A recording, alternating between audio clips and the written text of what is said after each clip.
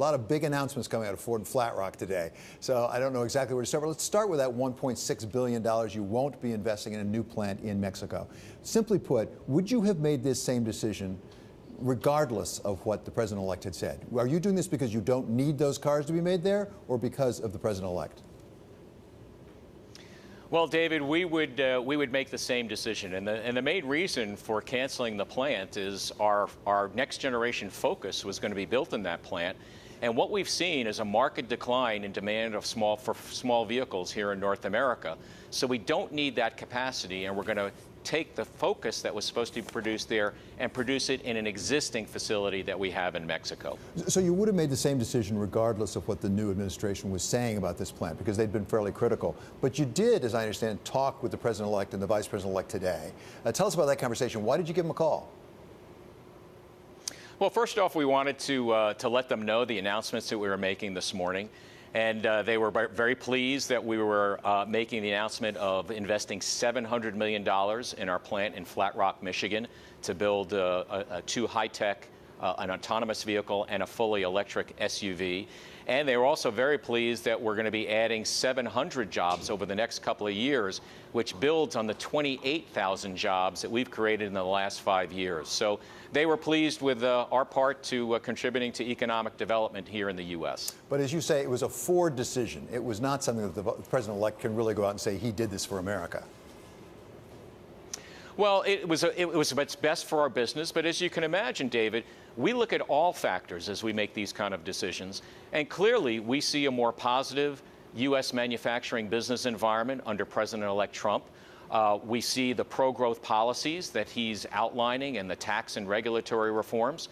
So this is a vote of confidence that he can deliver on those things. Well, and part of that vote of confidence is $700 million that you're investing in Flat Rock, 700 new jobs in Michigan there.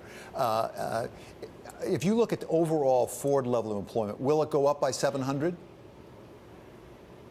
Yes, overall we'll be adding these 700 jobs, which again adds to the 28,000 that we've created over the last 5 years.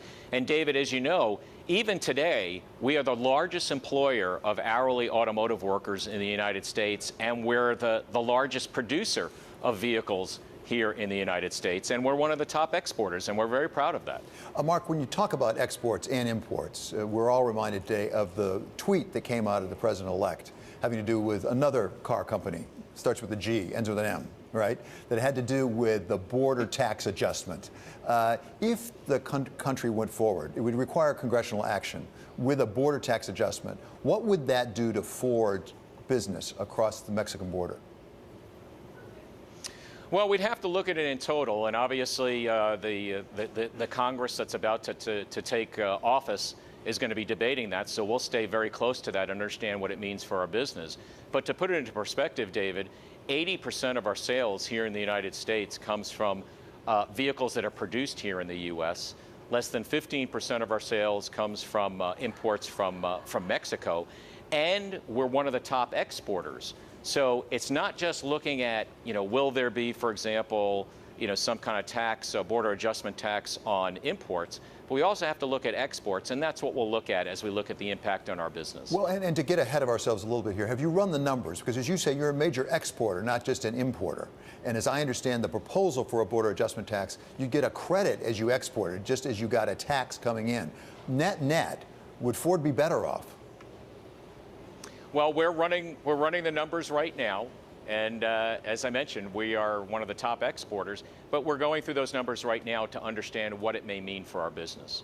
Okay, one of the things that you have done by this move and talking with the president-elect is to establish a relationship with his incoming administration.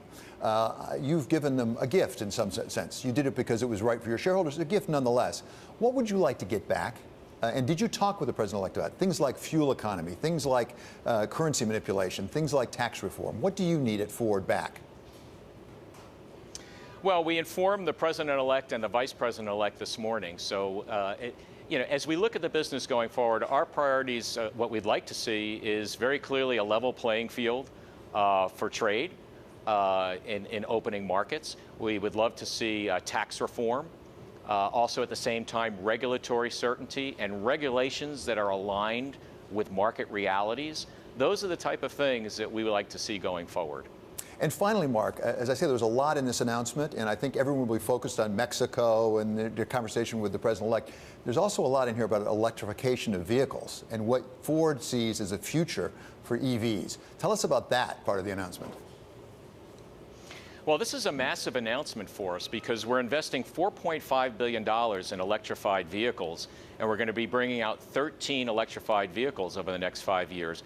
We've talked about 7 of them today, including an F-150 hybrid, a Mustang hybrid, a Transit plug-in hybrid, as well as a few others. And what we're really doing as a company is we're taking the products, our most popular products, and what people love about them, and making them even better, because with our trucks, you'll get more capability.